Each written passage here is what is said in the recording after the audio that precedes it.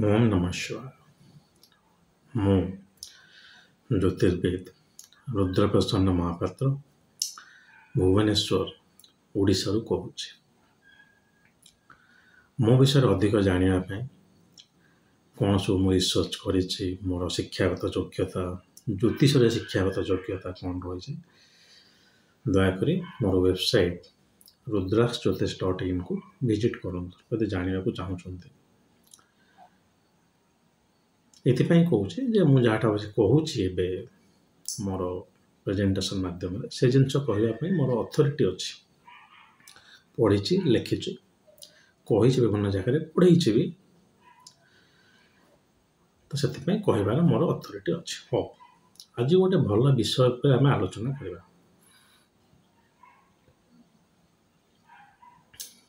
ହଁ, ଆଉ ଗୋଟେ ଇମ୍ପୋର୍ଟାଣ୍ଟ କଥା କହିବାକୁ ଭୁଲିଗଲି। ଭିଡ଼ିଓର ଉଦ୍ଦେଶ୍ୟ ନୁହେଁ ଯେ ଆପଣ ମୋ ପାଖକୁ ଆସନ୍ତୁ ଜାତକ ଦେଖିବାକୁ। ମନେ ରଖିଥାନ୍ତୁ, ଯେଉଁ ଲୋକ ଯେଉଁଠି ଜାତକ ଦେଖାଉଛନ୍ତି ସେଇଠି ଦେଖାଇବାଟା ସବୁବେଳେ ଭଲ। ଆପଣ ଯଦି କୌଣସି ଗୋଟେ ଆପଣଙ୍କ ଫ୍ୟାମିଲିର ଜ୍ୟୋତିଷ ଅଛନ୍ତି ଏବଂ ତାକୁ ଆପଣ ଜାତକ ଦେଖାଉଛନ୍ତି, ଦୟାକରି ସେଇଠି ଦେଖାନ୍ତୁ। ଆଗରୁ ସବୁ ରାଜଜ୍ୟୋତିଷ ରହୁଥିଲେ, ଯେଉଁଠି ସବୁ ଲୋକ ଯାଇକି ଗୋଟେ ଆମ ଜାତକ ଦେଖିବେ। ବହୁତ ଗୁଡ଼େ ଜ୍ୟୋତିଷଙ୍କ ପାଖକୁ ଗଲେ ସେଇଟା ଗୋଟେ ଠିକ୍ ଜିନିଷ ନେଇ ଆପଣ କନଫ୍ୟୁଜ୍ ହେଇଯିବେ।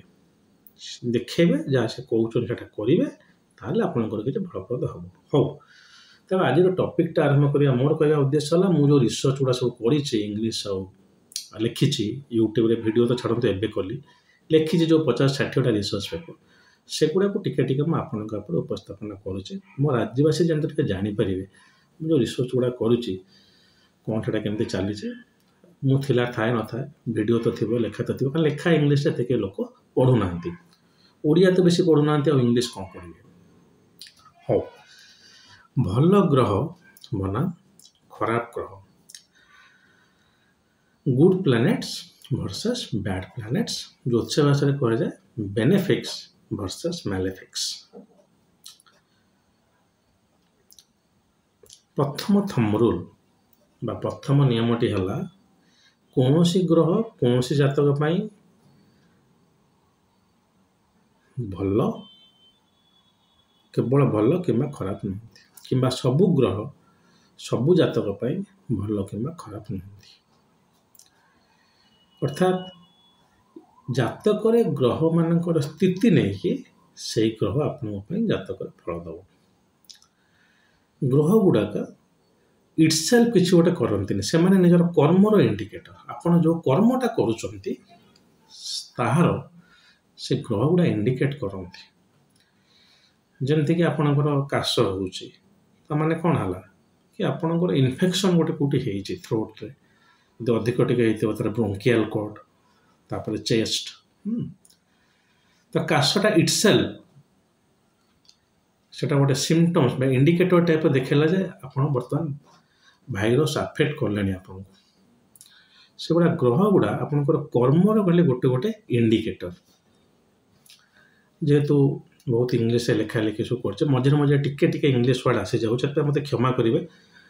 ମୁଁ ଚେଷ୍ଟା କରୁଛି ସେଗୁଡ଼ା ନ କରିବା ପାଇଁ, ବଟ୍ ମୋତେ ଲାଗୁନି ଏତେ ବି କଷ୍ଟ ହେବ।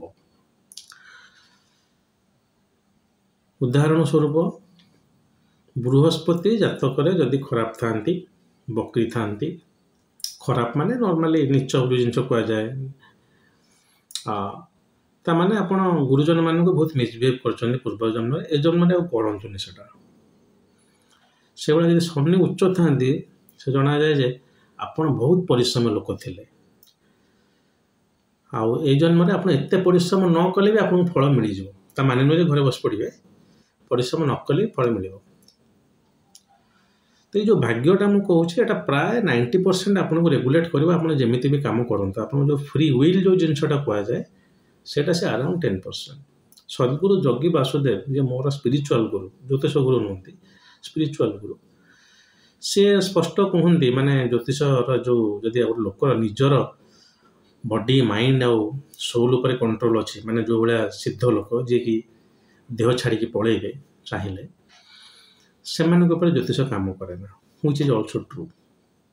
କିନ୍ତୁ ଯେହେତୁ ଆମମାନଙ୍କର ଏତେ ସବୁ ନିଜର ମନ ଶରୀର ଉପରେ ଏତେ କଣ୍ଟ୍ରୋଲ ନାହିଁ, ତେଣୁ ଆମ ପାଇଁ ଜ୍ୟୋତିଷଟା ଅଳ୍ପ ବହୁତ କାମ କରିବ। ସେ ପ୍ରାରବ୍ଧଟା ଆମ ଉପରେ ହାବି ହେଇକି ରହିବ। ଆଉ ଯଦି ଧୀରେ ଧୀରେ ଆମେ ଏଇ କର୍ମ ଗୁଡ଼ାକୁ ଇମ୍ପ୍ରୁଭ୍ କଲେ, ହୁଏତ 5-7 ବର୍ଷ ଆପଣ ଜନ୍ମ ନେଲା ପରେ ମୁକ୍ତି ପଥରେ ଆଗେଇବେ। ଯେତେବେଳେ ସବୁ ପ୍ଲାନେଟ୍ ଆପଣଙ୍କର ଉଚ୍ଚ ହୋଇଯିବ, ଅର୍ଥାତ୍ ଆପଣ ତା ରିଲେଟେଡ୍ କର୍ମ ଗୁଡ଼ାକରୁ ଆପଣ ମୁକ୍ତି ହେଇକି ଯାଉଛନ୍ତି। ତେଣୁ ଜାତକରେ ଉଚ୍ଚ ଥିବା ଗ୍ରହ ଏହା ଇଣ୍ଡିକେଟ୍ କରେ, ତାକୁ ନେଇକି ଆପଣଙ୍କର କାର୍ମିକ୍ ବଣ୍ଡେଜ୍ ଆଉ କିଛି ନାହିଁ। ମଙ୍ଗଳ ଉଚ୍ଚ, ଇଏ ଗୋଟେ ବହୁତ ସୋଲଜର ହେଇକି ବାଡ଼ିଆ ପିଟା କରି ହଣାକଟା କରିକି, ବର୍ତ୍ତମାନ ମଙ୍ଗଳ ରିଲେଟେଡ୍ ଭାଉଲେନ୍ସ ଆପଣଙ୍କ ଲାଇଫରେ ଦରକାର ନାହିଁ। ଶୁକ୍ର ଉଚ୍ଚ, ଆପଣ ବହୁତ ଭୋଗବିଳାସୀ ହେଇକି ଆସୁଛନ୍ତି, ଆଉ ସେ ଜିନିଷ ଆପଣଙ୍କ ଲାଇଫରେ ଦରକାର ନାହିଁ। ମିଳିବ ଆପଣଙ୍କୁ, କିନ୍ତୁ ଆପଣ ସେ ଜିନିଷ ପ୍ରତି ଅପ୍ଟ କରନ୍ତୁନି। ତ ଗ୍ରହ ଗୁଡ଼ା ହେଲେ ଗୋଟେ ଗୋଟେ କର୍ମର ଇଣ୍ଡିକେଟର। ତ ଭାଗ୍ୟ ଯେଉଁ ଆମେ ପଢ଼ୁଛୁ ଆସିଲା କୁଆଡ଼ୁ? କର୍ମରୁ ହିଁ ଆସିଲା। ମାନେ ମୋତେ ଆଶ୍ଚର୍ଯ୍ୟ ଲାଗୁଛି, ଇଭେନ୍ ଭଲ ଭଲ କ୍ୱାଲିଫାଏଡ୍ ଲୋକ ବି ଏଇ ଜିନିଷଟାକୁ ବୁଝି ନପାରି ଭାଗ୍ୟ କ'ଣ ବଦଳିଯିବ, କର୍ମ ସବୁ କିଛି। ଆରେ ପ୍ରଥମ ଜିନିଷ ତ ହେଲା, ଆପଣ ଦୈନିକ ଜୀବନରେ ଦେଖୁଛନ୍ତି ଯେ ସବୁ ଜିନିଷ ହେଲା ଭାଗ୍ୟ। ଦୈନିକ ଜୀବନରେ ଆପଣ ଦେଖୁଛନ୍ତି, ଆପଣ ଯେକୌଣସି ଲୋକଙ୍କୁ କଥାବାର୍ତ୍ତା କରନ୍ତୁ, ତାର ଗୋଟେ କିଛି ଗୋଟେ ମିସ୍ଆପ୍ ହେଇଥିବ, ସେ ଶେଷରେ କଥାବାର୍ତ୍ତା କରିବ ଛାଡ଼, ଯାହା ଭାଗ୍ୟରେ ଥିଲା ସେୟା ହେଲା। ଆମେ ଏଇଟା ଦେଖୁଛୁ, କିନ୍ତୁ ତଥାପି ଆମ ଉପରେ ଭରସା ଯାଉନି। ଭଗବତ ଗୀତାରେ ଶ୍ରୀକୃଷ୍ଣ ବି କହିଲେ ଯେ କର୍ମ କର ନିଷ୍କାମ ରୂପେ, ଫଳର ଆଶା ରଖ ନାହିଁ। କାହିଁ ଫଳ ଆଶା ରଖିବନି? କାରଣ ଫଳ ଆଗରୁ କିଛି ମିଳିଯାଇଛି, ରେଜଲ୍ଟ ଅଲରେଡ଼ି ଦିଆ ହେଇଯାଇଛି, ଏଇଟା ଖରାପ ହେବ, ସେଇଟା ହେବ। ଆଉ କିନ୍ତୁ ଏଇ ଯେଉଁ କର୍ମଟା କଲାଣି ବୃଥା ପଳେଇବ, ନାଇଁ ନାଇଁ, ସେ ଆକାଉଣ୍ଟରେ ଲେଖା ହେଇକି ରହିଲା, ମିଳିବ। ଏ ଜନ୍ମରେ ନହେଲେ ଆର ଜନ୍ମରେ, ଯଦି ବି ଏ ଜନ୍ମରେ ମିଳିବ, ମିଳିଲା। କୁହାଯାଏ ବେଳେବେଳେ ସେଇ କର୍ମଟା ଆପଣଙ୍କ ପିଲାମାନଙ୍କ ପ୍ରତି ପଢ଼ାଏ। ପିତା ମାତାଙ୍କ ସୁକୃତରୁ ପୁତ୍ର ହୁଏ ସୁଖୀ। ଏଠି କୌଣସି ଜେଣ୍ଡର ବାୟସ୍ ନିଅନ୍ତୁନି, ପୁତ୍ର ହଉ କି ପୁତ୍ରୀ ହଉ ସୁଖୀ ହେବେ। କର୍ମ କିଛି ଟ୍ରାନ୍ସଫର କରେ। କେହି କାହାର ଓଜସ୍ୱରୁ ସେମିତି ମାଗଣା ଜନ୍ମ ହେଇଯାଆନ୍ତିନି। ତେଣୁ କର୍ମକୁ ନେଇକି ଭାଗ୍ୟ। ଆପଣ ପୂର୍ବ ଜନ୍ମରେ କ'ଣ କରିଛନ୍ତି? ଜ୍ୟୋତିଷର ପ୍ରଥମ ନିୟମ ସେ କହିଦେବ ଯେ ଆପଣ ଏଇ ଗ୍ରହ ଅଛି ମାନେ ଆପଣ ଏଇ କର୍ମ ଭୁଲ କରିଛନ୍ତି, ଏଇ କର୍ମ ଠିକ୍ କରିଛନ୍ତି। 3ଟା ଯେଉଁ ଗ୍ରହ ଯେଉଁ ଉଚ୍ଚ ଅଛନ୍ତି, ସେ 3ଟାରେ ଆପଣ ଠିକ୍ କରିଦେଇଛନ୍ତି। ଯେଉଁଟା ନିଚ ଅଛନ୍ତି, ବୁଧ ନିଚ ହେଇକି ବସିଛି, ତାମାନେ ବିଲକୁଲ ଆପଣ ଲୋକଙ୍କ ସହିତ ମିଶି ନାହାନ୍ତି, ହସି ନାହାନ୍ତି। ବୁଧ ହେଲା ମିକ୍ସିଂର, ହସି ନାହାନ୍ତି। ଆପଣ କାଲକୁଲେସନ୍ ମ୍ୟାଥମେଟିକ୍ସ ପାଠକୁ ଭାରି ଡରିଛନ୍ତି, ପଢ଼ନ୍ତୁ। ଅର୍ଥାତ୍ ବୁଧ ରିଲେଟେଡ୍ କାମଟାକୁ ଆପଣ ଇମ୍ପ୍ରୁଭ୍ କରନ୍ତୁ। ଏଇ ହେଲା ଆପଣଙ୍କର କର୍ମର ମ୍ୟାପ୍ଟା ଜଣାଇବାଟା ହେଲା ଗ୍ରହମାନଙ୍କର କାମ। ତେଣୁ ଏଥିରେ ଆଉ ଭଲ ଗ୍ରହ ଖରାପ ଗ୍ରହ ଆସିଲା କୁଆଡ଼ୁ? ଆପଣ ତ କର୍ମର ମ୍ୟାପ୍ଟାକୁ ଜାଣିବେ ଭାଗ୍ୟ ମାଧ୍ୟମରେ।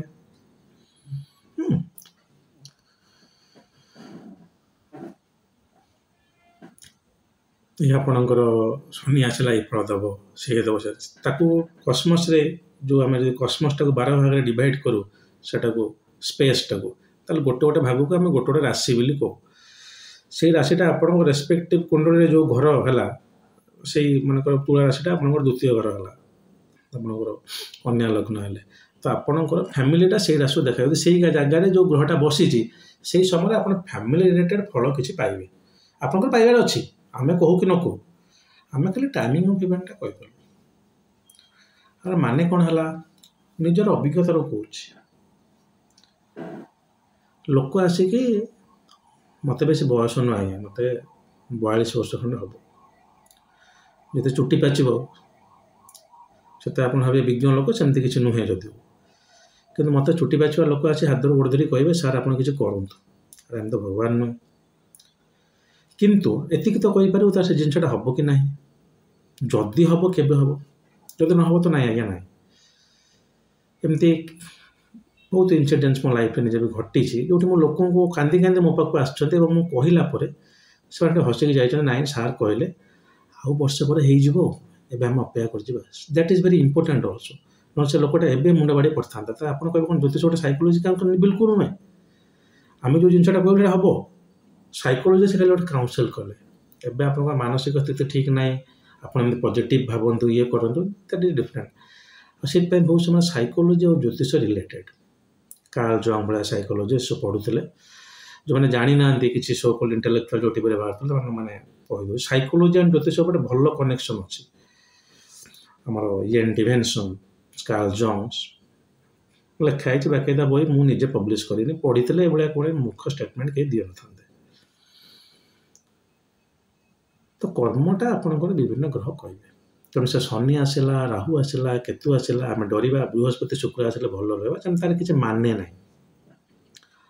ଆଗରୁ ଯେତେବେଳେ ଜ୍ୟୋତିଷଟା ଗୋଟେ ୟୁନିଭର୍ସିଟି ଡିସିପ୍ଲିନ୍ ନଥିଲା ସେତେବେଳେ ଏଇଭଳିଆ ସବୁ ଲଢ଼େଇ ଚାଲିଥିଲା। ବିବି ରମଣ ଘରିକା ଆମେ ସବୁ ଚେଷ୍ଟା କରୁଥିଲେ, ସାଇଣ୍ଟିଫିକ୍ ବହି ଗୁଡ଼ା ଲେଖିଛନ୍ତି ସବୁ। କେବେ ରମଣଙ୍କର ବହି ଯିଏ ଇଂଲିଶରେ ପଢ଼ିପାରୁଛନ୍ତି ପଢ଼ନ୍ତୁ, ଭେରି ଭେରି ସାଇଣ୍ଟିଫିକ୍ ଲେଖା, ଜ୍ୟୋତିଷ କେମିତି ହେଲା କ'ଣ ନାହିଁ ଏସବୁ ଜିନିଷ। ମୁଁ କୌଣସି ଲେଖକଙ୍କୁ ପ୍ରମୋଟ୍ କରୁନି, ମୁଁ ଯେଉଁଠି ନିଜେ ପଢ଼ିକି ଶିଖିଛି। ଏବଂ ବିବି ରମଣକୁ ଆମର ଫାଦର ବୋଲି କୁହାଯାଏ, ଆମର ମାନେ ଜ୍ୟୋତିଷ ବିଦ୍ୟାର, ମୋର ନିଜର ଜ୍ୟୋତିଷ ବିଦ୍ୟା ନୁହେଁ ଏଇଟା। Father of modern astrology is known as doctor Bengaluru Venkata Raman. ଦୁଃଖର ବିଷୟ, ଓଡ଼ିଶାରେ ସୋ କଲ୍ଡ ଜ୍ୟୋତିଷମାନଙ୍କୁ ତାଙ୍କ ନାଁ ବି ଜଣାନଥିବ। କିଛି ଗୋଟେ ପଢ଼ି ଦେଇକି, କିଛି ଗୋଟେ ଜାଣି ଦେଇକି ଜ୍ୟୋତିଷ ପ୍ରାକ୍ଟିସ୍ କରିବା ବହୁତ ସହଜ। ମୁଁ କହି ରଖୁଛି, କିଛି ଗୋଟେ ପଢ଼ି ଦେଇକି ମାନେ 2-3 ମାସ ଗୋଟେ କ'ଣ ପଢ଼ିଦେଲେ, କିଛି ଗୋଟେ ଶିଖିଦେଲେ। କାରଣ ଲୋକଙ୍କର ପ୍ରଶ୍ନ କ'ଣ କି, ବାହାଘର କେବେ ହେବ, ପିଲାଛୁଆ କେବେ ହେବ, ଚାକିରି କେବେ ହେବ, ଏଇଆ ତ। ଆକୁ ଛାଡ଼ିଦେଲେ ଆଉ ଡିପ୍ ପ୍ରଶ୍ନ କିଛି ହେବନି। ଏବେ ଯେମିତି ମଝିରେ କ୍ରିକେଟକୁ ନେଇକି ଗୋଟେ ଇସ୍ୟୁ ହେଇଥିଲା, ତା ଉପରେ କେବେ ଆଉ ଥରେ ଭିଡ଼ିଓ କରିବା, କାହିଁକି ସେଟା ହେଲା, ବେଶୀ କିଛି ଟପ୍ କ୍ୱେଶ୍ଚିନ୍ ଆସିବନି। ତ ଆପଣ ରିସର୍ଚ୍ଚ କରିବା ପାଇଁ ଆପଣଙ୍କୁ ପଢ଼ିବା ଦରକାର। ଜ୍ୟୋତିଷ ଉପରେ ବହି ଲେଖିବେ ଯଦି ପଢ଼ନ୍ତୁ, ରିସର୍ଚ୍ଚ ପେପର ଲେଖିବେ ପଢ଼ନ୍ତୁ, ପ୍ରେଜେଣ୍ଟେସନ୍ କରିବା ଅଛି ପଢ଼ନ୍ତୁ। କହିବା ପାଇଁ କ'ଣ ଅଛି, ଅଳ୍ପ। ତେଣୁ ସେଇ ସ୍ଥିତି ଯେତେବେଳେ ଥିଲା, ଆଗରୁ ଜ୍ୟୋତିଷ ପଢ଼ା ହେଉନଥିଲା, ଜ୍ୟୋତିଷ ମାନେ ଏସବୁ କିଛି ଜିନିଷ କରି ଗୋଟେ ଲୋକଟାକୁ ଡରେଇ ଦେଲେ, ପୂଜା ବାହାନାରେ ସେମାନଙ୍କର କିଛି ଇନକମ୍ ହେଉଥିଲା। ଯଦିଓ ସେମାନେ ସମ୍ପୂର୍ଣ୍ଣ ରୂପେ ଭୁଲ ନଥିଲେ, ଆଡ଼ଭର୍ସ ଦଶା ସମୟରେ ଆଡ଼ଭର୍ସ ଇଏରେ ଗୋଟେ ପୂଜାଟା କରିବାକୁ ପଡ଼ିବ, ବହିରେ ବି ଲେଖା ହେଇଛି। କାରଣ ଆପଣ ପରାଶର ଘରଶାସ୍ତ୍ର ପଢ଼ିବେ, ସେଥିରେ ଖାଲି ପୂଜା ବିଷୟରେ ହିଁ ଲେଖା ହେଇଛି। ସର୍ପଶ୍ରାପ ଅଛି, ଚାପ୍ଟର 85 ବୋଧେ। ସର୍ପଶ୍ରାପ ଯଦି ଅଛି, ପୂର୍ବଜନ୍ମ ପାପ, ମାନେ ଓଡ଼ିଆ ଚାପ୍ଟର ତ ମୁଁ ଜାଣିନି, କର୍ସେସ୍ ଅଫ୍ ପାଷ୍ଟ ଲାଇଫ୍ ସେ ଚାପ୍ଟର ନାଁଟା। ସେଇ ଜିନିଷଟା ଆପଣ, ସର୍ପଶ୍ରାପ ଯଦି ଅଛି ଆପଣଙ୍କର ପିଲା ହେବନି, ସର୍ପଶ୍ରାପ ଅଛି ଆପଣ ସାପ ଦଂଶନ ଦ୍ୱାରା ମରିବେ, ଏଇଟା ହେଲା ଭୁଲ ଜ୍ୟୋତିଷ, ଏଇଟା ଚିଟିଂ। ଏମିତି ଆପଣ ଯିଏ କହୁଛି ତାକୁ ସାଙ୍ଗେ ସାଙ୍ଗେ କିଛି ଆଉ ସ୍ପେୟାର କରିବାର ନାହିଁ, ଦିଜ୍ ଆର୍ ଚିଟିଂ। ସର୍ପଶ୍ରାପ ଅଛି, ଚାକିରି ହେଉନି, ନା ନା, ତା ନିୟମ ଲେଖା ହେଇଛି, ସର୍ପଶ୍ରାପ ଥିଲେ ପିଲାପିଲି ହେବନି। ଯଦି ପିଲାପିଲି ହେଉଛି ତାହେଲେ ସର୍ପଶ୍ରାପ ବୋଲି କିଛି ନାହିଁ। ପ୍ଲାନେଟାରୀ କମ୍ବିନେସନ୍ ଆପଣଙ୍କର ଥିଲେ ବି ଆପଣଙ୍କର ୱାଇଫ୍ର ନଥିବ, ପିଲାପିଲି ହେବେ। ତେବେ ଏଇ ଯେଉଁ ସର୍ପସାପ ପାଇଁ ଯଦି ଅଛି, ତାହେଲେ ଗୋଟେ ପୂଜା ପରାଶର କହୁଛନ୍ତି ଯେ ତମେ ଗୋଟେ ସୁନାର ସାପ ଆଣ, ତାକୁ ପୂଜା କର, ନ ପାରୁଥିବ ଗୋଟେ ମାଟିର କି ତମ୍ବାର ସାପ କର, ତାପରେ ତାକୁ ପାଣିରେ ବୋହେଇ ଦିଅ, ଲେଖିଛନ୍ତି। ଯେକୌଣସି ପଢ଼ିଥିବା ଜ୍ୟୋତିଷ ସେ କହିବେ ପୂଜାଟା କରନ୍ତି ବୋଲି, କିଛି ଖରାପ ନୁହେଁ। କିନ୍ତୁ ସବୁବେଳେ ଯେକୌଣସି ଗୋଟେ ଆପଣ ପୂଜା ଆବଶ୍ୟକ ପଡ଼ିବ, ସେମିତି କିଛି ସର୍ପସାପ ଅଛି ଥରେ ପୂଜା କରିବେ, ଆଉ କ'ଣ, ଆପଣ ତ ପ୍ରତି ଦିନ କରୁଥିବେ। ମୁଁ ସେଇଥିଲାଗି ଡେଲି ଟିକେ ଟିକେ ମନ୍ତ୍ର ପଢ଼ି ଦିଅନ୍ତୁ, ସେଇଟା ଭଲ। କେମିତି ଗୋଟେ ଟାଇମ୍ କରିକି ଛାଡ଼ି ଦିଅନ୍ତୁ, ସେ ଯାହା ବି ହଉ ନା କାହିଁକି। ମୁଁ ପର୍ସନାଲ ରିମାର୍କ କିଛି ଦେଉନି, ନାହିଁ ମୁଁ କନସଲଟେସନ୍ ପାଇଁ ଟିକେ ଆସିଛି। କିନ୍ତୁ ନର୍ମାଲି ଆଗରୁ ଗୋଟେ ଏମିତି ଥିଲା, କିଛି ଲୋକ ଯେଉଁମାନେ ନିଜର ଗୋଟେ ଇନକମ୍ଟାକୁ ଏନହାନ୍ସ କରିବା ପାଇଁ ଏମିତି କରୁଥିଲେ। ବହୁତ ଭଲ ଜ୍ୟୋତିଷ ବି ଥିଲେ, ଏବେ ବି ଅଛନ୍ତି, ଯେଉଁମାନେ ଜାଣିଛନ୍ତି ଜାତକ ଦେଖିଲେ ପଇସା ନିଅନ୍ତିନି, ଯାହା ଗୋଟେ ଲୋକ ଦକ୍ଷିଣା ଦେଲେ ନିଅନ୍ତି, ସେମାନଙ୍କୁ ବି ପ୍ରମୋଟ୍ କରିବା ଆମର ଦାୟିତ୍ୱ।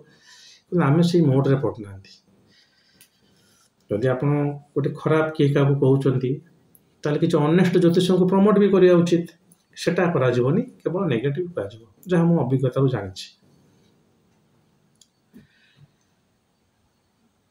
ତେଣୁ ଭଲ ଗ୍ରହ ଖରାପ ଗ୍ରହ ବୋଲି କିଛି ନାହିଁ। ବୃହସ୍ପତି ନୈସର୍ଗିକ ଶୁଭ ବସିଛି, କିନ୍ତୁ ଆପଣଙ୍କ ଦ୍ୱାଦଶ ଘରେ ତା ଦଶା ଆସିବ ମାନେ ଆପଣଙ୍କର ଭୁସ୍ ଭୁସିକି ପଇସା ଖର୍ଚ୍ଚ ହେବ। କିନ୍ତୁ ଯେହେତୁ ନୈସର୍ଗିକ ଭଲ ଗ୍ରହ, ଭଲ ମାନଙ୍କରେ ଖର୍ଚ୍ଚ ହେବ। ଶାସ୍ତ୍ର ଅନୁସାରେ ଗଲେ ବୃହସ୍ପତି ହେଲା ମନ୍ଦିର, ପିଲଗ୍ରିମିନେସ୍, ପାଠ ବି, କିଛି ମାତ୍ରାରେ ଫାଇନାନ୍ସିଆଲ ଇନଭେଷ୍ଟମେଣ୍ଟ। ସେଥିଲାଗି ମୁଁ କୁହେ କରେଣ୍ଟ ଲେବର ମାର୍କେଟଟା ଜାଣିବାର ଅଛି, or else you can not let planetary roles to them. ମାନେ ପ୍ଲାନେଟାରୀର ଗ୍ରହ ଗୁଡ଼ାଙ୍କର ଆପଣ କାରକତ୍ୱ ଭଲକି ବୁଝିପାରିବେନି। ଖରାପ ଜାଗାରେ ତ ବସିଛି, ନୈସର୍ଗିକ ଶୁଭ ହଉ, ଯେହେତୁ ନୈସର୍ଗିକ ଶୁଭ ଏତେ ଖରାପ ହେବନି ଆଉ କ'ଣ। ଭଲ ପିଲାଟା, ତାକୁ ଯଦି ଆମେ କହିବା ତ ଅନ୍ୟ ପିଲାଙ୍କୁ ବାଡ଼ା, ସେ ବାଡ଼େଇବ, ଡ୍ୟୁଟିରେ ଅଛି ମାନେ ବାଡ଼େଇବ, କିନ୍ତୁ ଏତେ ଭଲ କାମ ଦେବନି, ମାନେ ଭଲକି ବାଡ଼େଇ ପାରିବନି, ସଫ୍ଟ। ତେଣୁ ସେଇ ହେଲା ଜିନିଷ, ଆପଣଙ୍କର ଗ୍ରହ କେଉଁଠି ବସିଛି କେଉଁ ଘରର ଅଧିପତି ଅଛି, ଦ୍ୱାଦଶ ଅଧିପତି ବୃହସ୍ପତି, ସମାନ ଜିନିଷ ହେବ। କେତେ ମାତ୍ରାରେ ହେବ ସେଟା ସର୍ଟ ବଳ ଦେଖିଲେ ଜଣାପଡ଼ିବ। ଶନି ବହୁତ ଭଲ ଜାଗାରେ ଅଛନ୍ତି, ଶନି ଦଶା ଆସିଲା ମାନେ ବହୁତ ଭଲ ଫଳ ମିଳିବ। ମୁଁ ଆଉ ଥରେ କହି ରଖୁଛି, ଭଲ ଫଳ ମାନେ ଖାଲି ପଇସାରେ କାଉଣ୍ଟ କରିବେନି। ଆଜିକା ଡେଟ୍ରେ ଲୋକମାନେ ଶାନ୍ତିରେ ଶୋଇ ବି ପାରୁନାହାନ୍ତି, ସେଇଟା ଭଲ ନୁହେଁ। ମୁଁ ଗୋଟେ ଭିଡ଼ିଓ କରିଛି, ଭଲ ଭାଗ୍ୟ ବନାମ ଖରାପ ଭାଗ୍ୟ, ଡିଟେଲ ପାଇଁ ସେଇଟା ଦେଖନ୍ତୁ। ସବୁଥିରୁ କିଛି କିଛି ଥିବ, ଲାଇଫଟା ଗୋଟେ ଠିକରେ ଚାଲୁଥିବ, ସେଇଟାକୁ ଗୋଟେ ଭଲ ବୋଲି ଭାବିକି ଚାଲନ୍ତୁ। ସେମିତି କେତୁ ସେମିତି ଭଲ ଜାଗାରେ ବସିଛି, ଭଲ ଦେବ। ଯେହେତୁ ମାନେ ନୈସର୍ଗିକ ଅଶୁଭ, ଏମାନେ ଯେଉଁ ଭଲ ଫଳଟା ଦେବେ, ସେ ଭଲ ଫଳଟା ଟିକେ ରିଜିଡିଟି ରହିବାଟା ନ୍ୟାଚୁରାଲ, ଏତେ ସ୍ମୁଥ ହେବନି। ତେଣୁ ଭଲ ଘରରେ ଯଦି ଗୋଟେ ଭଲ ଗ୍ରହଟେ ବସିଛି, କହି ରଖୁଛି ଘର ମାନେ ହାଉସ୍, ଯଦି ତାକୁ ଆମେ ଲିଟରାଲି ଟ୍ରାନ୍ସଫର କରିବା, ତାର ଓଡ଼ିଆଟା ହେଲା ଭାବ। ଶିବ ଲିଟରାଲି କଲେ ବା ତାର ଯଦି ଭାବାର୍ଥ ଆମେ ବାହାର କରିବା, ତାହେଲେ ସେ ହେଇଗଲା ଘର। କିନ୍ତୁ ତା ଲକ୍ଷ୍ୟାର୍ଥ ଆମେ ଟ୍ରାନ୍ସଲେସନରେ କୁହାଯାଏ, ଭାବାର୍ଥ, ଶବ୍ଦାର୍ଥ, ଲକ୍ଷ୍ୟାର୍ଥ, ହେଲେ ସେ ହାଉସ୍ ମାନେ ଭାବ। ଗୋଟେ ଘର ଆଉ କ'ଣ, 12ଟା ଘର ଯେଉଁ ଜାତକର ଅଛି, ଯେତେବେଳେ ଗୋଟେ ଘର ଯଦି ସେ ଭଲ ଭାବରେ ଅବସ୍ଥାନ କରୁଛି, ତାହେଲେ ଭଲ ଗ୍ରହ ଭଲ ଭାବରେ ଫଳ ବହୁତ ଭଲ ହେଇଗଲା। ଖରାପ ଗ୍ରହ ଖରାପ ଜାଗାରେ, ଗୋଟେ ଜାଗାରେ ସେ ଭାବଟାର ସିଗ୍ନିଫିକେସନ୍ ଟିକେ ନଷ୍ଟ କରିଦିଅନ୍ତି, କିନ୍ତୁ ଯେତେବେଳେ ସେ ଖରାପ ଫଳଟା ଦେବେ, ଟିକେ ଜୋରରେ ଖରାପ ଫଳ ଦେବେ। କିନ୍ତୁ ଯଦି ରିଭର୍ସ ଅଛି, ଖରାପ ଗ୍ରହ ଭଲ ଜାଗାରେ ଅଛନ୍ତି, ଭଲ ଜାଗା ଖରାପ, ତାହେଲେ କିଛି ବ୍ୟସ୍ତ ହେବାର ନାହିଁ। ଭଲ ଗ୍ରହ ଭଲ ଜାଗାରେ, ଖରାପ ଗ୍ରହ ଖରାପ ଜାଗାରେ କୁହାଯାଏ କିଛି ମାତ୍ରାରେ ଭଲ ବୋଲି କୁହାଯାଏ, ମାନେ ଇଭେନ୍ ବହିରେ ବି ଲେଖା ହେଇଛି କିଛି ରିସେଣ୍ଟ କ୍ଲାସିକ୍ସରେ। କିନ୍ତୁ ଭଲ ଆଉ କ'ଣ, ଖରାପ ଘର, ସେଇ ଘରର ସିଗ୍ନିଫିକେସନ୍ଟା ଏତେ କମିଯିବ ଟିକେ, କିନ୍ତୁ ଯେତିକି ବି ସିଗ୍ନିଫିକେସନ୍ ଯେ ଗ୍ରହଟା ଦେବ, ବହୁତ ଷ୍ଟ୍ରଙ୍ଗଲି ଦେବ। କେତୁ ଷଷ୍ଠ ଘରେ ବସିଛି, ତେଣୁ ଆପଣଙ୍କର ଶତ୍ରୁ ଘରିକା କମିଯିବେ, ଆପଣ ଡରିଯିବେ, ଆପଣ ଇଏ କରିବେ। କିନ୍ତୁ କେତୁ ଦଶା ସମୟରେ ଗୋଟେ ସର୍ଜରୀ ଲାଗିଯିବ ଆପଣଙ୍କ ହାତରେ, ଛୋଟ କଟ୍ଟେ କଟା ହେବ, ଇଏ କରାହେବ। ଖରାପ ଘରେ ସେ ବସିছে ପରେ ଗୋଟେ ଖରାପ ଗୁଣ କାଟିଦେଲା ସତ, କିନ୍ତୁ ତା ଖରାପ ଯେଉଁ ଇଫେକ୍ଟଟା ସେ ଦେବ। କିନ୍ତୁ ସେଇ ଜାଗାରେ ଶୁକ୍ର ଥାନ୍ତା, ତା ଦଶା ବେଳେ ଆପଣଙ୍କୁ ଆପଣ ଏନିମି ମାଡ଼ି ବସିଥାନ୍ତା। ତେଣୁ ଏଇସବୁ ଜିନିଷ ଟିକେ ସାର୍ପ, ଏଟା କିଛି ସାର୍ପ ନୁହେଁ, ବେସିକ୍ ପାଇଥିବେ, ଦେଖିବାକୁ ପଡ଼େ। ଏବଂ ସେଇ ଜିନିଷ ନବାଂଶରେ ଭେରିଫାଏ ପରେ, ଯେତେ ବି ସେ ରାହୁ କେତୁ ଯିଏ ବି ହେଉନା କାହିଁକି, ଗୋଟିଏ ଦୁଇଟି ଗ୍ରହ ମାଧ୍ୟମରେ ଆପଣ କହିଦେଇପାରିବେ ଯେ ଏଇ ଲୋକ ତା ଦଶା ସମୟରେ ଏଇ ଗ୍ରହ ଦ୍ୱାରା, ଗ୍ରହର ଦଶା ଆସିବ, ଗ୍ରହ ନିଜେ ଆସୁନାହାନ୍ତି ଫଳଟା ଦେବ। ମୁଁ କହିଲି କର୍ମଫଳ ଆପଣ ପାଇବେ, କର୍ମ ଫଳଟା ଆପଣ ପାଇବେ। ଗ୍ରହଟା ଖାଲି ଇଣ୍ଡିକେଟ୍ କଲା ଯେ 2030 ମସିହାରୁ 35 ମସିହା ସମୟରେ ଏଇ ହାଉସ୍ଟା ଆକ୍ଟିଭେଟ୍ ହେଇଯିବ। ସେ ହାଉସ୍ ହେଲା ଆପଣଙ୍କର ମନେକର ଗୋଟେ କର୍ମଘର, ସେଇ ସମୟରେ ଆପଣ ପ୍ରମୋସନ୍ ପାଇକି ପଳେଇବେ। ସେଇ ଘରର ଅଧିପତି ବି ଭଲ ଥିବା ଉଚିତ। ଜ୍ୟୋତିଷ କେମିତି ଆନାଲିସିସ୍ କରନ୍ତି ସେ ଭିତରେ ମୁଁ ପଶୁନି, ସେଥିପାଇଁ ଆପଣ କାଇଣ୍ଡଲି ମୋ ରିସର୍ଚ୍ଚ ପେପର ପଢ଼ନ୍ତୁ। କାରଣ ମୁଁ ଟିକେ ନୁହେଁ, ବହୁତ ଡିପ୍କୁ ଯାଇକି ଆନାଲିସିସ୍ କରେ। ଖାଲି ଏମିତି ଜାତକ ଦେଖିଦେଲି ସେ କିଏ ଉଚ୍ଚ ଅଛି କିଏ ନିଚ ଅଛି, ଯେଉଁ ସବୁ ମୂର୍ଖ ଜ୍ୟୋତିଷଟା, ମୁଁ ମୂର୍ଖ ଜ୍ୟୋତିଷ ହିଁ କୁହେ। ଯେ ଶାସ୍ତ୍ରରେ ତ ଲେଖା ହେଇ ତୁମେ ସବୁ ପଢ଼ିବ, ତା ନବାଂଶ ଦେଖିବ, ବିଭିନ୍ନ ବର୍ଗ କୁଣ୍ଡଳୀ ଦେଖିବ, ସବୁ ମାନେ ଗୋଟେ ଜାତକ ତୁମେ ଦେଖିବ, ତୁମକୁ ଗୋଟେ ଘଣ୍ଟା ଟିକେ 2 ଘଣ୍ଟା ଲାଗିବ। ମୁଁ ପର୍ସନାଲି ବୋଧେ 3-4 ଘଣ୍ଟା ନେଇକି ଜାତକ ଗୋଟେ ଦେଖେ, ଦିନକୁ 1ରୁ 2ଟାରୁ ଅଧିକ ଜାତକ ମୁଁ ବି ଦେଖେ ନା। ଆଉ ତୁମେ କହିବ ମୁଁ ଖାଲି ତାଳପତ୍ରଟାକୁ ଦେଖିକି କହିଦେବି, ଯେ ଯେଉଁ ବି ଆଷ୍ଟ୍ରୋଲୋଜର ହେଇଥାନ୍ତୁ, ଏଟା ଫୁଲ୍ ମୁଁ ତାଙ୍କୁ ମାନେ ସିଧା କହୁଛି, this is not the we. ହଁ ହେଇପାରେ ଆପଣଙ୍କୁ 100ରୁ 100 ପ୍ରେଡିକ୍ସନ୍ ଠିକ୍ ହେଇଯାଇପାରେ, this is not the right we. ଆପଣ ଗୋଟେ କିଛି ରୋଗ ଅଲଗା ହେଇଛି, ଆପଣ ଗୋଟେ କିଏ ମେଡ଼ିସିନ୍ ଖାଇଦେଲେ ଦେହଟା ଭଲ ହେଇଯାଇପାରେ, କିନ୍ତୁ ନିୟମ ନୁହେଁ। ତେଣୁ ଯେକୌଣସି ଜ୍ୟୋତିଷ ଏଟା ଆପଣଙ୍କୁ ପ୍ରପର୍ଲି କହିବା କଥା ଯେ କୌଣସି ଗ୍ରହ ଖରାପ ନୁହେଁ। ଆପଣଙ୍କର ଯାହା ଅସୁବିଧା ହେଉଛି, ଆପଣ ନିଜର ପାରିବାରିକ ଜ୍ୟୋତିଷଙ୍କ ପାଖକୁ ଯାଆନ୍ତୁ, ତାଙ୍କୁ ପଚାରୁନ୍ତୁ, ସେ ଯାହା ଚାହୁଁଛନ୍ତି ସେ କରନ୍ତୁ। ମୋର କାରଣ ହେଲା ଆପଣଙ୍କୁ କହିବାକୁ କିଛି ଡରିବାର ନାହିଁ। ଶାସ୍ତ୍ର ତ કોઈ ଡରିବାର ନାହିଁ, ଆପଣ କ'ଣ କହିବେ? ଶାସ୍ତ୍ର ମାନେ ଟୋଟାଲ୍ 50ଟା କ୍ଲାସିକ୍ସ ମୁଁ ନିଜେ ପଢ଼ିଛି ଜ୍ୟୋତିଷ ଶାସ୍ତ୍ରରେ। ଏଇ ବରାହମିହିର, ପରାଶର, ଗର୍ଗ, ମୃଗୁ ତ ଆଜିକାଲି ଆଉ ନାହିଁ, ସେ ମେଥଡ଼ ବେଶୀ ଲୋକ ଫଲୋ ବି କରିପାରୁନାହାନ୍ତି, ତାର ଜିନିଷଟା ନଷ୍ଟ ହେଇଗଲାଣି। ଆଉ ସର୍ବାର୍ଥ, ଚିନ୍ତାମଣି, ଏସବୁ ବହୁତ ଭଲ ଭଲ କ୍ଲାସିକ୍ସ ଅଛି। ଯଦି ଆପଣ ଗୋଟେ ଲୋକ ତାକୁ ଟିକେ ଇଣ୍ଟରେଷ୍ଟ ନେଇକି ଯେ ଘରେ ବସି ପଢ଼ିଲା, ତାର ବି ଜ୍ୟୋତିଷରେ ସେ ବହୁତ କିଛି ଜାଣିଯିବ। ତ ମୋ ଭଳିଆ ମାନେ କ'ଣ ସାମାନ୍ୟ ଜାଣିଥିବା ଲୋକ ବି କିଛି କହିବା ଦରକାର ନାହିଁ।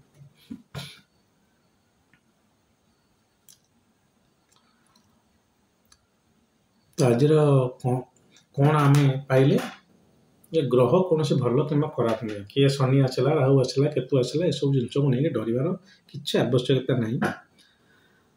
ଯେଉଁ ଘରେ ସେ ଅବସ୍ଥାନ କରୁଛନ୍ତି, ଯେଉଁ ଭାବରେ ଏବଂ ଯେଉଁ ଭାବର ଅଧିପତି ଅଛନ୍ତି, ତାଙ୍କ ଦଶା ସମୟରେ ସେ ସେଇଭଳିଆ ଫଳ ଦେବେ। ଆପଣ କର୍ମଫଳଟା ପାଇବେ, ସେ ଖାଲି ଆପଣଙ୍କୁ ଦଶା ମାଧ୍ୟମରେ ଜଣାଇଦେଲେ ଯେ ଏଇ ସମୟରେ ଏଇ ଫଳଟା ପାଇବେ ଆଉ। ସେଥିପାଇଁ ମୁଁ କୁହେ ଗ୍ରହଗୁଡ଼ା ହେଲା ଇଣ୍ଡିକେଟର, ଆପଣଙ୍କର କର୍ମଫଳ ପାଇବା ପାଇଁ ହେଲା ଇଣ୍ଡିକେଟର। ଯାହା ଆପଣଙ୍କର କର୍ମଫଳ କରିଛନ୍ତି ତା ଭାଗ୍ୟରେ ଆସିଲା, ସେଇଟା କେତେବେଳେ ପାଇବେ? ଯେତେବେଳେ ସେ ଗ୍ରହଟା ତ କହିଲା ଏଇ ଦଶା ଏଇ ସମୟରେ ଆସିବ, ଏଇଆ ଆଉ। କିଛି ଅନ୍ୟଥା ଡରିବା ଉଚିତ ନୁହେଁ। ସେ ଯେଉଁ ଗୋଚର, ଶନି 7.5, ସେ କାଳସର୍ପ, ଏସବୁ ଯେଉଁ ଚାଲିଛି, ଏଗୁଡ଼ାକରେ କିଛି ଜ୍ୟୋତିଷ ଶାସ୍ତ୍ରରେ ଉଲ୍ଲେଖ ନାହିଁ, ରାଶିଫଳ କିଛି ନାହିଁ। These are kind of simplifying astrology for commercial purpose. କିନ୍ତୁ ସେଇ ଜ୍ୟୋତିଷ ଯିଏ ଆପଣଙ୍କର ଗୋଟେ ରାଶିଫଳ କହିଦେଉଛନ୍ତି, ତାଙ୍କ ପାଖକୁ ଆପଣ ଯାଆନ୍ତୁ, ଜାତକ ଦେଖାନ୍ତୁ, ପ୍ରେଡିକ୍ସନ୍ ଆପଣଙ୍କର ଅଲଗା ଆସିବ। କାରଣ ରାଶିକି ନେଇ ଖାଲି ପ୍ରେଡିକ୍ଟ କରାଯାଏ ନା।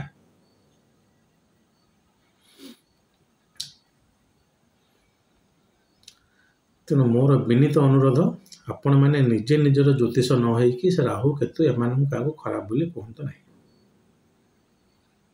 କି ଶନି, ସୂର୍ଯ୍ୟ, ମଙ୍ଗଳ ଦୋଷ ଲାଗିଗଲା, ସେମିତି ତାକୁ ଗୋଟେ ଓଭର ଏରିଆରେ ରଖାହେଇଛି ମଙ୍ଗଳ ଦୋଷକୁ। ହଁ, ଏଠି ଆଉ ଗୋଟେ କଥା ମୁଁ କହି ରଖୁଛି ଯେ ଆଉ ଗୋଟେ ଯେଉଁ ଅଛି ଯେ ସାର୍ ଆମେ ଯେଉଁ ଗ୍ରହଟା ଭଲ ଖରାପ ପାଇଁ ଗୋଟେ ରତ୍ନ ପଥର ପିନ୍ଧିବୁ, କି ମୁଁ ପର୍ସନାଲି ରୁଦ୍ରାକ୍ଷ ବେଶୀ ଦିଏ, ରୁଦ୍ରାକ୍ଷ ପିନ୍ଧିବୁ, ତା ମାନେଟା ସେଇଆ ନୁହେଁ। ଯଦି ଆପଣଙ୍କର ଦଶା ଆସିନି, ଆପଣ ରତ୍ନପତ୍ର ପିନ୍ଧିଦେଲେ ବି ଫଳ ହେବନି।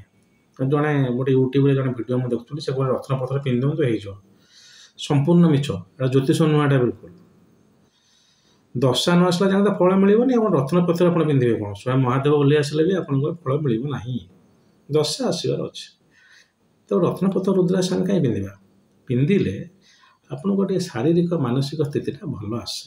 କୁହାଯାଏ ଯେ ଭଲ ଗ୍ରହଙ୍କ ରତ୍ନ ପିନ୍ଧିବ, ଖରାପ ଗ୍ରହଙ୍କ ରତ୍ନ ପିନ୍ଧିବନି, ସେମିତି କିଛି ନାହିଁ।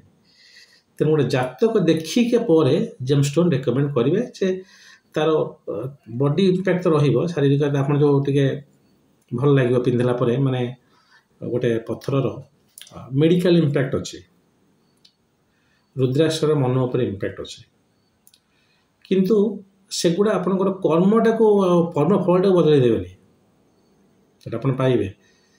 ଶୀତ ହେଉଛି, ଗୋଟେ କୋଟ୍ଟେ ପିନ୍ଧିଲେ ଟିକେ ଭଲ ଲାଗିବ, ସେଇଭଳି ଆପଣ ସ୍ଥିତି ଟିକେ ଖରାପ ଅଛି, ଆପଣ ପକେଇଲେ ଆପଣ ସେଇ ସିଚୁଏସନଟାକୁ ଫେସ୍ କରିବା ପାଇଁ କ୍ୟାପାବୁଲ୍ ହେବେ ଆଉ କ'ଣ।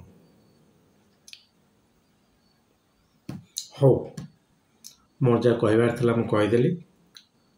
ଆଉ ଥରେ ରିପିଟ୍ କରୁଛି, କୌଣସି ଗ୍ରହ ଭଲ କିମ୍ବା ଖରାପ ନୁହନ୍ତି, ସେମାନେ ଆପଣଙ୍କର କର୍ମର ଇଣ୍ଡିକେଟର।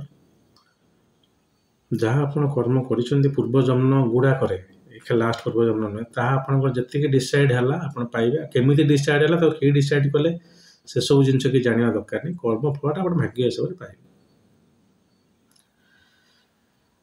ସେଇ ଯେଉଁ ଭାଗ୍ୟ ଆପଣ କହିଲା, ଗ୍ରହ ଗୁଡ଼ା ଇଣ୍ଡିକେଟ୍ କରନ୍ତି ଯେ ଆପଣ କେତେ ଭଲ କର୍ମ କରିଛନ୍ତି, ଯେଉଁଥିପାଇଁ କି ଆପଣ ଏମିତି ଭାଗ୍ୟଟା ପାଇଛନ୍ତି। ଅର୍ଥାତ୍ କର୍ମର ଆଉଟପୁଟ୍ ହେଲା ଭାଗ୍ୟ।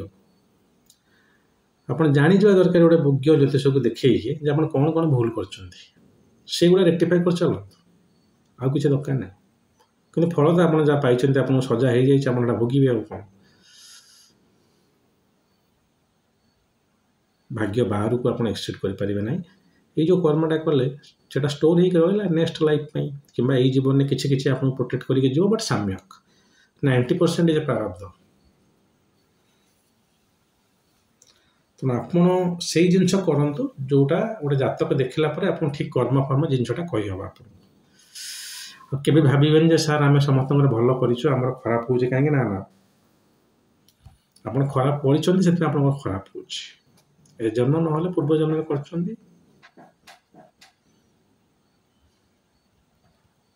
ବହୁତ କେସେସ୍ ଆପଣଙ୍କ ଆଖି ଆଗରେ ଅଛି, ସବୁ ଭଲ, ହଠାତ୍ ପିଲାପିଲି ଚାଲିଗଲେ, ହଠାତ୍ ହେଇଯାଉଛି।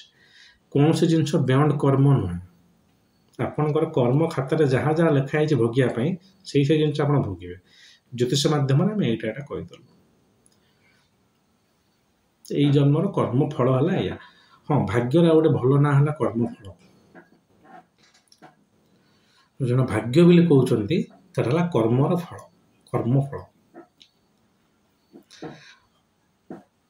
ତ ସେ କର୍ମ ଫଳଟାକୁ ଆପଣ କେତେବେଳେ କ'ଣ ପାଇବେ ସେଟା ଯେତେ ଆପଣ ଇମ୍ପୋର୍ଟାଣ୍ଟ ନୁହେଁ। ଆପଣ କ'ଣ ପାଇଁ ଏଭଳିଆ କର୍ମଫଳ ମିଳିଲା ସେଇଟାକୁ ଟିକେ ଜାଣି ରଖିବା ଉଚିତ। ଗ୍ରହ ମାଧ୍ୟମରେ ମଙ୍ଗଳ ଯଦି ଆପଣଙ୍କର କ'ଣ କୁହନ୍ତି ଯେ ଭଲ ସ୍ଥିତିରେ ନାହିଁ, ଆପଣ ଭାଇମାନଙ୍କ ସହିତ ବାଡ଼ିଆ ପିଟା ବହୁତ କରୁଛନ୍ତି। ଏ ଜନ୍ମର ଯଦି ଗୋଟିଏ ଭାଇ ଅଛି ତାକୁ ଭଲରେ ସ୍ନେହ କରନ୍ତୁ, ବାସ୍ ଏତିକି। ଯେକୌଣସି ଲୋକ କର୍ମ ବିଶ୍ୱାସ କରୁଛନ୍ତି, କ'ଣ କହୁଛନ୍ତି ନାହିଁ ମାନେ କିଛି ଲୋକ ଯଦି କହିବେ ନା ସାର୍ କର୍ମ ବି ଭଗବାନଙ୍କ ଦ୍ୱାରା ଦିଆହେଇ, ସେ ବି ଯାହା ଚାହୁଁଛନ୍ତି ସେ ହେବ, ସେମାନଙ୍କ ସହିତ ମୁଁ କମ୍ପ୍ଲିଟଲି ଡିସ୍ଆଗ୍ରି ନୁହେଁ। ସେ ବି ଗୋଟେ ପ୍ରକାର ସତ, ତାଙ୍କ ଇଚ୍ଛାରେ ସବୁ କିଛି ହୁଏ। କିନ୍ତୁ ଆପଣ ଯେଉଁ କର୍ମଟା ଯେଉଁମାନେ ଅଛନ୍ତି ଯେ ଆମ ସବୁ କର୍ମ ହେଲା ଆମ ହାତରେ, ସେମାନଙ୍କ ପାଇଁ ଜ୍ୟୋତିଷଟା ଆଗ ଦରକାର। ଯେଉଁ ସବୁ ଆପଣ କର୍ମ କରି ପକାଉଛନ୍ତି ସେଇ କର୍ମ ଗୁଡ଼ାକ କେମିତି ଠିକ୍ରେ କରିବେ, ସତ୍କର୍ମ, ଜ୍ୟୋତିଷ ଜଣାପଡ଼ିଯିବ। ଗ୍ରହ ହେଲେ ଖାଲି ଗୋଟେ ଇଣ୍ଡିକେଟର। ତେଣୁ ମୁଁ ଆଶା କରୁଛି ଏ ଭିଡ଼ିଓ ଦେଖିଲା ପରେ ଆପଣ ଆଉ କୌଣସି ପ୍ରକାର ଦ୍ୱନ୍ଦ୍ୱ ରହିବନି ଯେ ଏ ଗ୍ରହ ଖରାପ, ସେ ଗ୍ରହ ଭଲ ନୁହେଁ।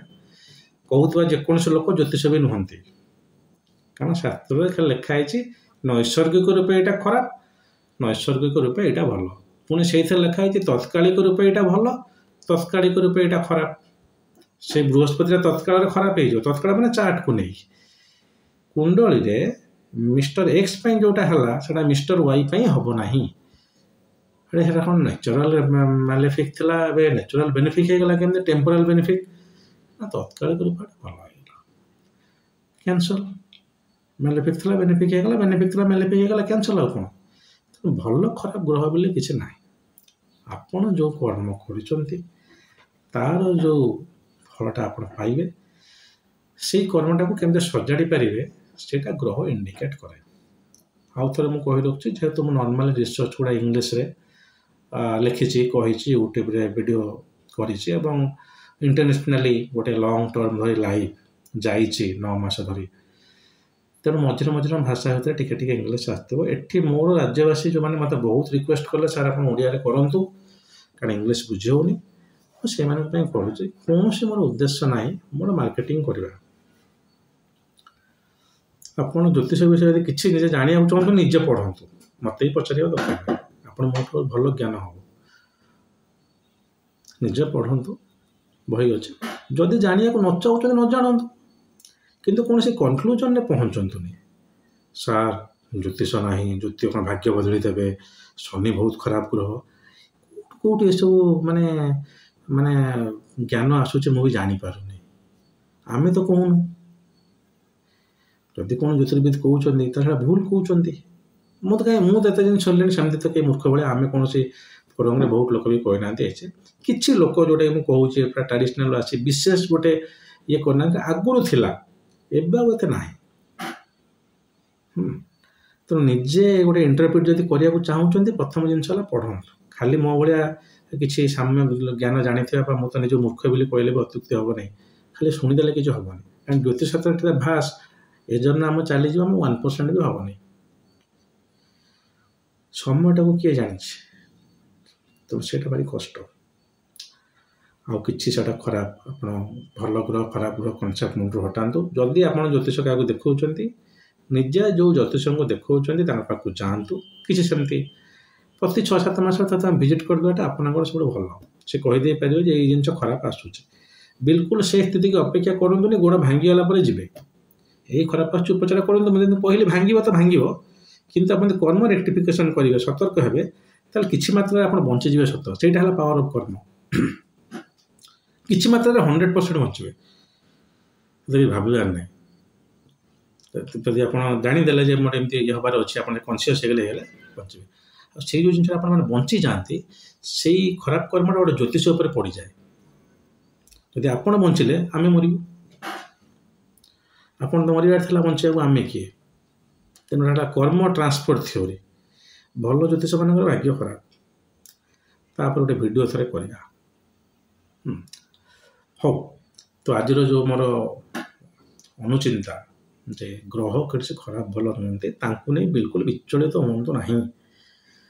आपण कर्मर इंडिकेटर हेले से ग्रह कर्मफल बा जोटा को अन्य भाषा भाग्य बोली आप कहते से कर्मफलटा कौटी कौटी आप भूल ठीक कर ग्रह मैंने खाली जन दिखती आ जो कर्मफल पाइबार अच्छी से कौ समय पाइबे जन्म से जन दिखती ताकू छाड़देले रेस्पेक्टिव दशा समय जो से खराब जगह खराब ग्रह अर्थात ये कर्मफल टे भल ना टे कष्ट हम आपको फिजिकाली मेंटाली टिके ये समय पूजापूजी कले खराब समय भल टे चलीज रिलैक्स आउ कि हो मु रही जदि महादेव चाहती